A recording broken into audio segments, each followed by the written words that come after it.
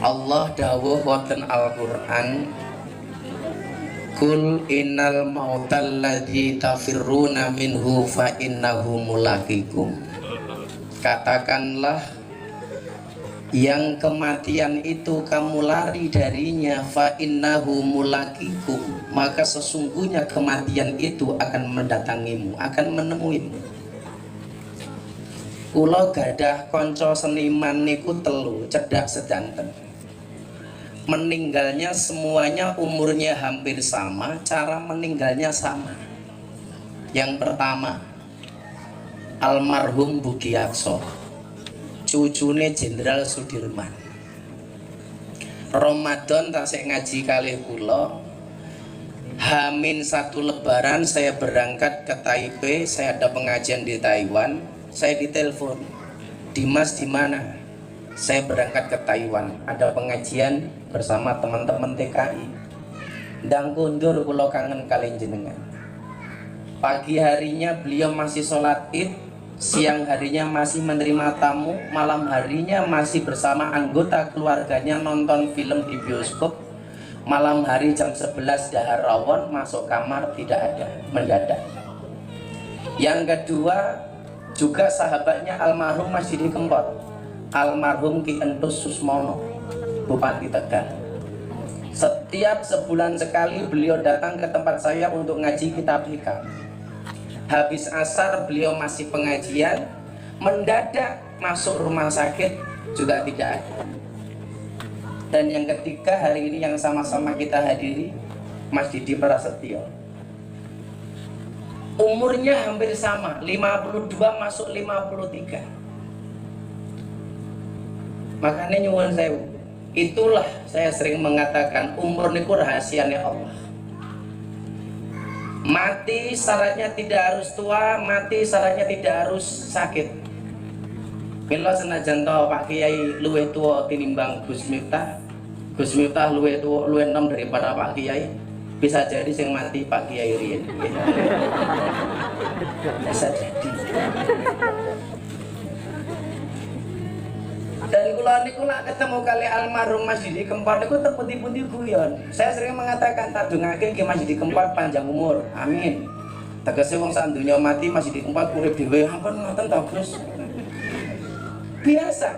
Karena memang terakhir saya ketemu beliau di Kendal, Bayan ya, di resepsinya Gus Alamuddin, putranya Mbah Dimyati Kendal.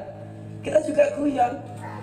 Bahkan waktu itu gara-gara banyak poster, ada bahasa santri ambyar, ada bahasa sobat ambyar. Pas Mbak Ian itu nyanyi, saya ngobrol berdua sama almarhum, beliau bilang begini, kok api ya Gus ya? Apa Kang Mas? Bilang santri ambyar versus sobat ambyar. Niku bahasa yang kemudian sampai hari ini saya ingat. Sesuk digawe paten nih Gus iki, sobat ambyar versus santri ambyar. Saat itu beliau mengatakan sama saya, Gus, dalam waktu dekat saya kudu tampil meneh ning pondok. Kalau Bapak Ibu beberapa kali lihat saya manggung sama Mas Didi Kempot, setelah beliau kembali viral yang luar biasa ini, saya kembali bertemu beliau di alun-alun Ponorogo. Saya ingat betul waktu itu sekitar bulan Juli atau bulan Juni sebelum beliau kembali viral. Saya ditelepon siang-siang, Gus, kula kali kanca-kanca kru niki nembe nonton YouTube jenengan. Waktu itu baru rame-ramenya viralnya berita Gus Miftah ketika mengislamkan Deddy Corbuzier. Beliau telepon waktu itu, mbok kula didongake to Gus, men viral kaya jenengan. Saya manggil beliau ini kadang-kadang Kang Mas, kadang-kadang Om. Nggih tak dongake muga-muga jenengan viral. Beberapa kali kemudian ke pondok dan alhamdulillah sebulan kemudian Mbak Ian, Allah mengangkat derajat almarhum begitu luar biasa. Sampai hari ini nyuwun sewu, perusahaan, lembaga, institusi itu tidak keren kalau tidak nanggap Didi Kempot. Enggak keren. Belum dianggap bergengsi kalau tidak nanggap Didi Kempot.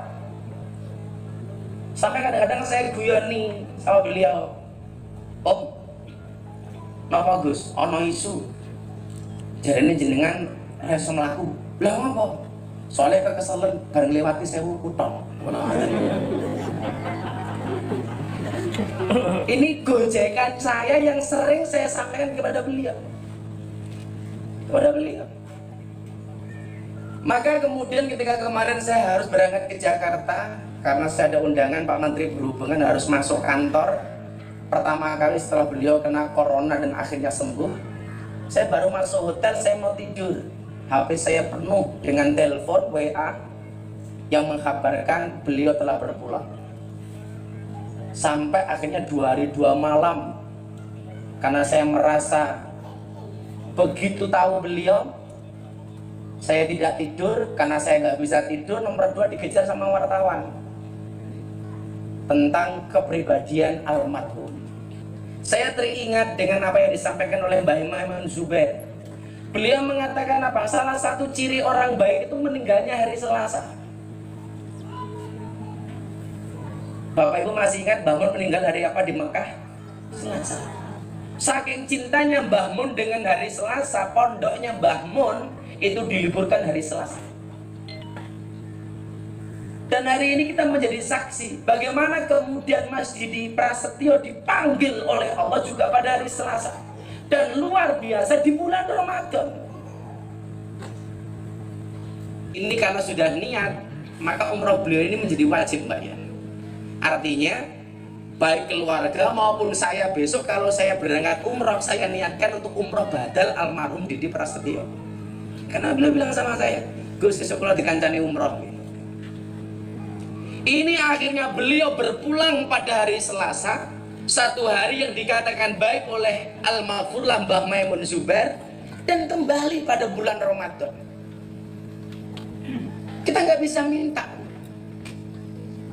Maka saya meyakini ini adalah tanda-tanda bahwa almarhum adalah orang baik.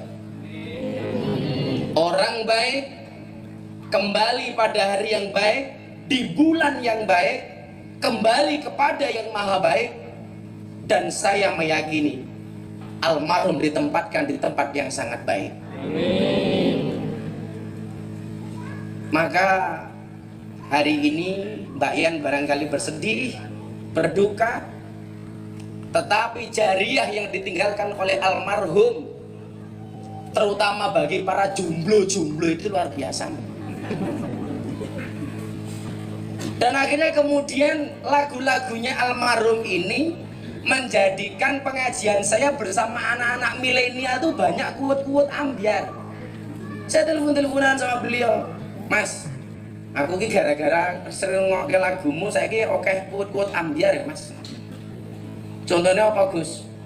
Menikahlah dengan yang gemuk, janganlah menikah dengan yang kurus. Kenapa? Karena orang kurus hanya fokus kepada perasaan, tidak fokus kepada penampilan. Hanya fokus kepada penampilan, tidak fokus kepada perasaan. Maka blurah sana saja blurah.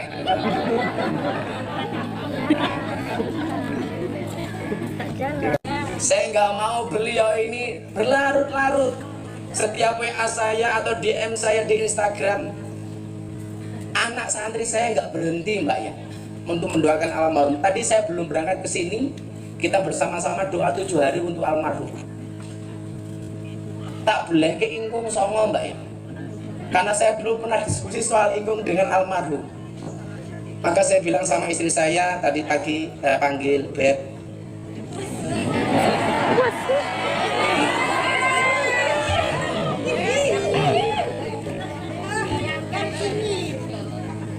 Ya, saya manggil istri saya itu tergantung situasi. Tapi yang jelas saya selalu sering lihat sama almarhum itu saya ditanya, terus kalau ayu, sorry Mas, saya laki-laki yang setia. Karena saya punya prinsip lelaki yang hebat bukan lelaki yang mencintai banyak wanita, tetapi mencintai satu wanita dengan banyak cara.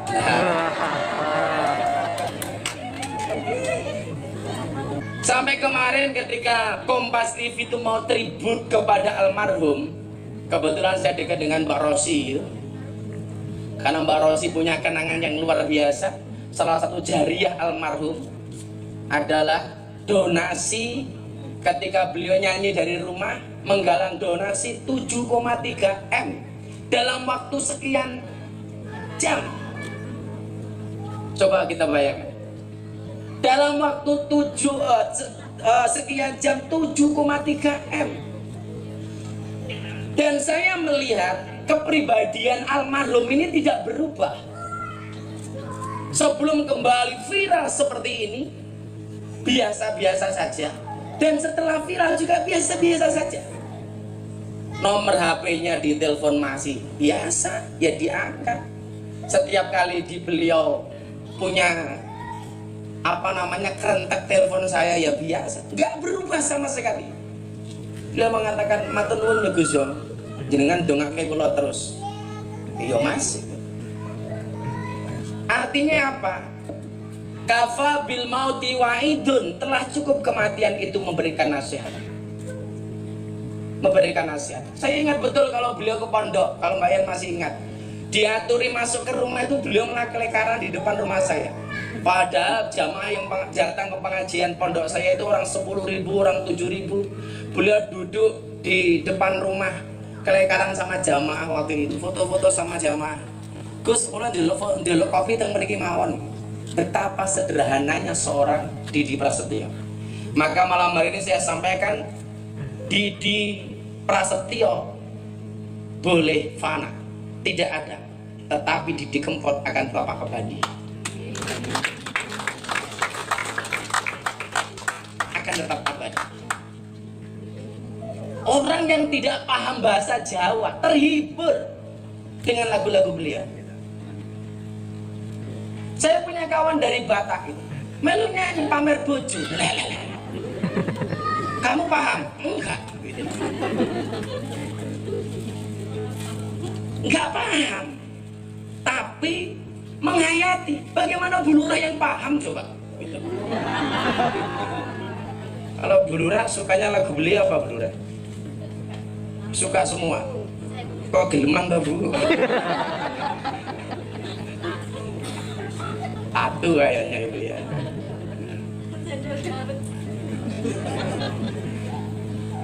Maka kita berdoa bersama-sama kepada Allah Subhanahu wa Ta'ala. Saya sebenarnya kontak sama beliau ini sudah lama, sejak dulu putra beliau mau khitan. Tapi kebetulan kita memang belum ada waktu untuk bisa ketemu. Pas awal-awal lockdown tuh beliau telepon saya begini, Gus, pinten jadwal yang tercancel. Waktu itu beliau, saya tanya, saya masih di Banyuwangi sama Cak Percil waktu itu. Lah Om berapa Om? Sampai sekarang Gus yang sudah tercancel 17 jadwal. Itu awal-awal kita lockdown. Maka saya bilang, yo Mas jenenge lockdown. Apa Gus uteke ngelok pendapatannya down? Saya bilang. Makanya hari ini banyak wajah-wajah ODP, orang duwe pendapatan. Satu kali beliau ngajak saya ke Suriname. Gus, mbok sekali-kali jenengan melu kula teng Suriname itu. Perjalanan atau dari Belanda masih 22 jam lagi. Tak bilang. Saum jenengan mohon. Dan Mas Didi Kempot itu belasan kali coba. Dan gak mesti tiketnya bisnis loh Pak. Ekonomi kadang-kadang berangkat ke Suriname. Coba betapa kemudian menggambarkan kebesaran jiwa personal seorang Didi Kempot. Ke Suriname, ke Belanda itu saya terbang 18 jam. Kalau kemudian 2 kali pada 36 jam. Beliau Om tiket mau apa? Yo kadang-kadang ekonomi Gus. Salah semulus jodoh. Dodone bojo saya. Ya Allah.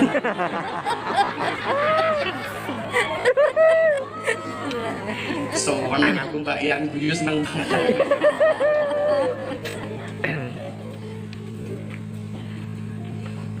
Beliau tiket ekonomi sejauh 36 jam ke Suriname. Dan orang-orang Suriname hari ini kehilangan. Maka dengan tanda-tanda ini saya meyakini insya Allah kembalinya almarhum Didi Prasetyo kepada Allah dengan derajat